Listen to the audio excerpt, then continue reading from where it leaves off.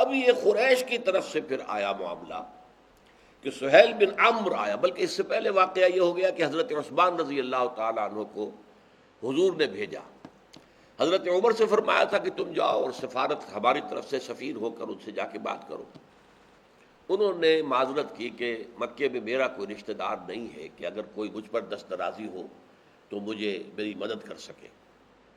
عثمان کا قبیلہ بہت بڑا ہے، بنو امیہ، وہ وہاں ہے سب، لہٰذا ان کو آپ بھیجیں تو یہ موزوں ترین آدمی۔ حضور نے اتفاق کیا، حضرت عثمان کو بھیج دیا۔ حضرت عثمان کی انہوں نے آؤ بھگت کی خوب اچھی طرح، اور یہ بھی کہا کہ آپ چاہیں تو طواف کر لیں۔ حضرت عثمان نے انکار کر دیا کہ میں حضور سے پہلے طواف کر لوں، یہ ناممکن ہے، پہلے حضور طواف کریں گے تو ہم طواف کریں گے۔ بہرحال انہوں نے کچھ ہیلے بہانے سے حضرت عثمان کو روک لیا کہ ہمیں غور کرنے دو، سوچنے دو، ایک دو دن ٹھہرو۔ جب واپسی میں دیر ہو گئی تو خبر اڑ گئی کہ حضرت عثمان کو انہوں نے قتل کر دیا۔ اس خبر پر پھر حضور نے بیعت لی مسلمانوں سے۔ یہ بیعت رضوان بڑی تاریخی اہمیت کی حامل بیعت ہے۔ ایک درخت تھا، اس کے سائے میں آپ بیٹھ گئے، حضرت عمر نے آپ کا دست مبارک ہاتھ میں اپنے اٹھایا ہوا تھا سپورٹ دینے کے لیے، ورنہ 1400 آدمیوں سے ایک ایک کر کے چونکہ بیعت لی گئی ہے وہاں ہر ایک سے، تو وہ تو دست مبارک جو ہے اس کے لیے مشقت ہو جاتی بہت، تو حضرت عمر نے نیچے سے حضور کے ہاتھ کو سہارا دیا ہوا تھا، اور 1500 آدمیوں نے وہ بیعت کی حضور کے ساتھ صلی اللہ علیہ وسلم۔ اس کو بیعت رضوان بھی کہتے ہیں۔ اور یہ بیعت کس چیز پر تھی؟ بیعت علی الموت، ہم سب یہاں مرنے کے لیے تیار ہیں، پیچھے نہیں ہٹیں گے، کوئی بھاگے گا نہیں۔ بیعت علی اللہ نفر، اس بات کی بیعت کہ یہاں سے ہم بھاگیں گے نہیں۔ لیکن قرآن مجید نے اس کو، چونکہ اللہ تعالیٰ کی لقد رضی اللہ عن المؤمنین اذ یبایعونک تحت الشجرہ، اللہ راضی ہو گیا ان اہل ایمان سے، اے نبی، جو آپ سے بیعت کر رہے تھے درخت کے نیچے، تو اس کے لیے اس کا نام بیعت رضوان پڑ گیا ہے۔ اس کے بعد پھر سہیل ابن عمرو ان کا ایک بڑا ڈپلومیٹ تھا، بہت تیز ترار ذہین، وہ آیا اور اس سے صلح کی بات چیت ہو گئی حضور کی، اور شرائط طے ہو گئی۔ لیکن ان شرائط میں ایک پہلو ایسا تھا کہ جو بہت ہی مسلمانوں کے لیے گویا کہ ایک طرح سے توہین آمیز تھا۔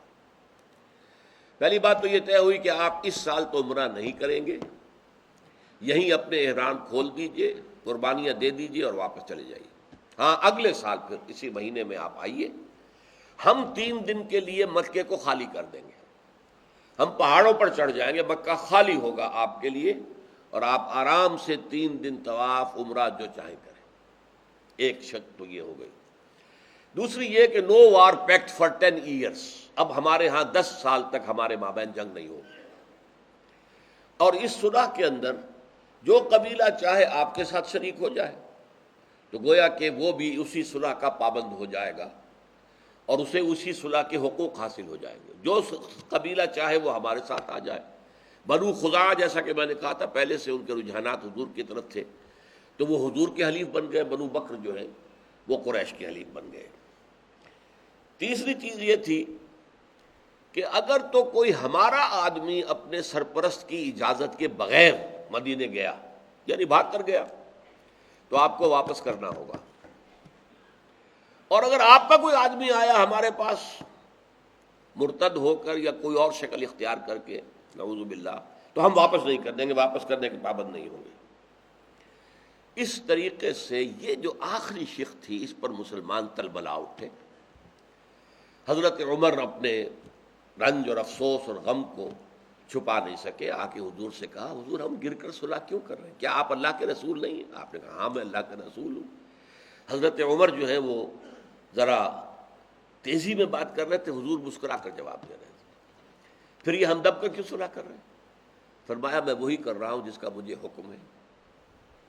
ظاہر بات ہے اس سے آگے حضور سے تو کچھ نہیں کہہ سکتے۔ پھر اسی طرح غصے کے اندر گئے حضرت ابوبکر کے پاس۔ حضرت ابوبکر نے فرمایا دیکھو، نبی کے دامن سے جڑے رہو، اسی میں خیر ہے۔ اور لوگوں کے اندر بھی بہت ہی جیسے دل شکنی تھی، بہت صورتحال جس کا ظہور بعد میں ہوا۔ جب یہ صلح نامہ تحریر میں آنے لگا تو حضور نے کہا حضرت علی سے لکھو بسم اللہ الرحمن الرحیم۔ سہیل تھا بڑا تیز ترار، ہم رحمان کو نہیں جانتے، رحمان کون ہے؟ بسمک اللہم، ہم تو اللہ کو جانتے ہیں کہ بس یہ لکھیے بے اسمک اللہم۔ حضور نے کہا ٹھیک ہے علی، یہی لکھ دو۔ پھر حضور نے فرمایا یہ معاہدہ ہے محمد الرسول اللہ اور قریش کے، غلط، ہم آپ کو رسول مانتے تو جھگڑا ہی نہیں تھا کوئی، نہ اس معاہدے کی ضرورت تھی، ہم تو رسول نہیں مانتے آپ کو، لہذا یہاں لکھا جائے گا محمد ابن عبداللہ، یہ معاہدہ محمد ابن عبداللہ اور قریش کے بابین۔ حضور نے کہا علی مٹا دو رسول اللہ کے الفاظ، ابن عبداللہ لکھ دو۔ حضرت علی نے کہا حضور یہ کام میں تو نہیں کر سکتا۔ میں یہ واقعہ اس لیے بتا رہا ہوں کہ معلوم ہو جائے کہ جو رویہ حضرت عمر کا تھا وہی حضرت علی کا بھی تھا، حالانکہ حضور کا حکم تو تھا مٹا دو، اور الامر فوق الادب، قاعدہ یہی ہے جب حکم آ جائے تو ادب وغیرہ علیحدہ رہ جائے گا، حکم ماننا ہوگا۔ لیکن یہ غیرت دینی غیر اور حمیت دینی تھی جس کی وجہ سے حضرت عمر مضطرب ہوئے، اور یہی غیرت دینی تھی جس کی وجہ سے حضرت علی نے کہہ دیا حضور یہ میں نہیں کر سکتا۔ حضور نے فرمایا مجھے بتاؤ کہاں لکھا ہے، آپ تو پڑھے لکھے تھے نہیں، آپ نے اپنے انگوٹھے سے اس کو مٹا دیا۔ بہرحال وہ صلح کی شرائط سب طے ہو گئی۔ اتنے میں ایک امتحان مسلمانوں کے لیے اتنا شدید آ گیا، ابو جندل اسی کے بیٹے سہیل بن عمرو کے، جسے اس نے بیڑیاں ہتکڑیاں ڈال کے اپنے گھر میں باندھا ہوا تھا، وہ کسی طریقے سے جان چھڑا کے بیڑیاں پاؤں میں پڑی ہوئی کسی طرح گھسٹتے گھسٹتے پہنچ گئے عین وقت کے اوپر، اور مسلمانوں کے سامنے اپنے آپ کو لا کے ڈال دیا۔ اب سہیل نے کہا لو محمد پہلا امتحان صلح کا ہو گیا، اسے ہمارے واپس کرو۔ حضور نے کہا دیکھو ابھی تو ہوئی ہے، ابھی اس پہ رعایت کرو اس کے لیے۔ اور اس نے کہا نہیں، حضور نے یہاں تک کہہ دیا دیکھو میرے لیے، یعنی یہ ایک اپیل کی حد ہوتی، میرے لیے اس بات کو مان لو، یہ آگے ایسے ہمارے ساتھ رہنے دو کہ نہیں، اگر یہ بات ہے تو پھر کوئی معاہدہ نہیں۔ حضور نے ابو جندل سے فرمایا کہ ابو جندل جاؤ صبر کرو، اور تمہارے لیے صبر کے اندر بہت بڑا اجر ہے۔ اب انہوں نے رونا پیٹنا شروع کر دیا، مسلمانوں مجھے پھر بھیڑیوں کے حوالے کر رہے ہو۔ اب یہ صبر کا امتحان ہو گیا 1400-1500 صحابہ کے، لیکن حکم نبی، حکم رسول صلی اللہ علیہ وسلم، نظم کا عالم یہ ہے کہ چوں کوئی نہیں کر رہا، یہ ہے نظم، یہ ڈسپلن ہے جو محمد رسول اللہ صلی اللہ علیہ وسلم نے اپنے ساتھیوں کو سکھایا تھا۔ دل ان کے رو رہے ہیں، خون کے آنسو ہو رہے ہیں، لیکن یہ کہ زبان سے کچھ نہیں۔ زیادہ سے زیادہ حضرت عمر نے جو کہا، اور اس پر بھی انہیں ساری عمر پھر پچھتاوا رہا کہ میں نے اس وقت ذرا تیز انداز میں حضور سے گفتگو کی تھی، تو انہوں نے توبہ بھی کی اللہ کی جناب میں، اور پھر بھی پچھتاوا رہا۔ جیسے حضرت علی نے بھی گویا کہ حضور کے حکم کی نافرمانی کی، لیکن یہ کہ ہے حکم جو ہے وہ ہوگا۔ بہرحال یہ معاملہ ہو گیا، صلح حدیبیہ ہو گئی، اور پھر مسلمان وہیں پر حضور نے اب فرمایا مسلمانوں احرام کھول دو، اور جو جانور ساتھ لائے ہو ان کو یہیں پر ذبح کر دو۔ کوئی نہیں اٹھا، دل اتنے شکستہ تھے، اتنے شکستہ تھے۔ دوبارہ کہا اٹھو بھائی، اب اٹھو احرام کھول دو، جانور ذبح کر، پھر کوئی نہیں اٹھا۔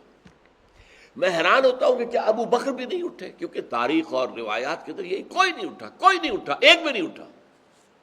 تیسری مرتبہ کہا کوئی نہیں اٹھا۔ آپ دل گرفتہ ہو کر اپنے خیمے میں گئے۔ حضرت ام سلمہ رضی اللہ تعالیٰ، وہ بہت ذہین زیرک فہیم خاتون تھی، اور اسی میں ایک مصلحت نظر آتی کہ حضور ہر سفر میں ایک زوجہ محترمہ کو کیوں اپنے ساتھ رکھتے تھے۔ ظاہر بات ہے کہ گھر میں گھر والے جو ہوتے ہیں، بیویاں جو ہوتی ہیں، وہ مزاج شناس ہوتی ہیں، پوری طریقے سے واقف ہوتی ہیں، ساری صورتحال کو جانتی ہیں، تو وہ جو مشورہ دیں گے اس وقت وہ مشورہ بہت مفید ہو سکتا۔ ان کا حضور آپ کسی سے کچھ نہ کہیں، آپ باہر جائیں اپنا جانور ذبح کریں اور بلا کے حجام کو آپ اپنا سر منڈوا لیں۔ آپ نے آ کر یہ کیا، اب سب کھڑے ہو گئے، سب نے وہ احرام بھی کھول دیے، سب نے کر لیا۔ تو میں اسے تعبیر کیا کرتا ہوں کہ در حقیقت صحابہ جو تھے 1400 یا 1500، ان میں سے کوئی بھی معصیت رسول کا ارادہ نہیں کر رہا تھا کہ ہم نہیں مانیں گے حکم محمد کا صلی اللہ علیہ وسلم، بلکہ ایک حالت منتظرہ کسی کیفیت طاری تھی، شاید کوئی صورت بدل جائے، شاید کہ حضور ہمارا امتحان ہی لے رہے ہو۔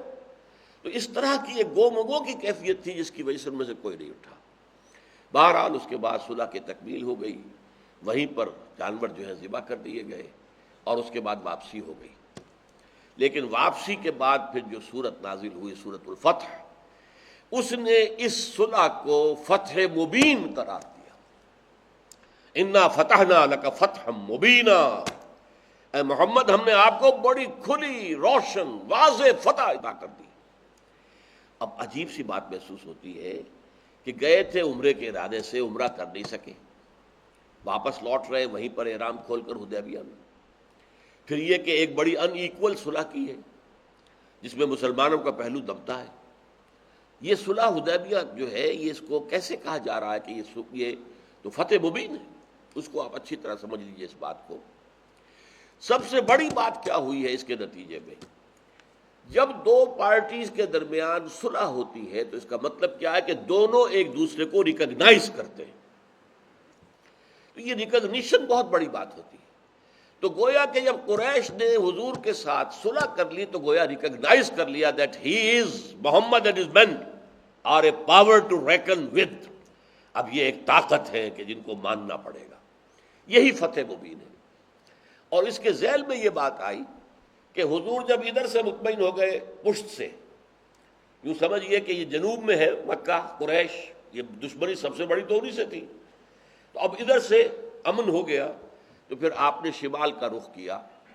اور خیبر جو گڑھ بن گیا تھا بہت بڑا، بنو نذیر بنو قینقاع جو مدینے سے نکل گئے وہ وہیں پر آباد ہو گئے، اور پہلے سے وہ بہت بڑا مرکز تھا یہودیوں کا. اب آپ نے وہاں کی طرف رخ کیا اور 3 مہینے بعد ہی آپ نے خیبر پر حملہ کیا، کیونکہ اب قریش ان کی مدد کو نہیں آ سکتے تھے. قریش کے ساتھ معاہدہ ہو چکا 10 سال کا، اور آپ کو وہاں اللہ نے بہت بڑی فتح عطا کی، بہت مال غنیمت ہاتھ آیا.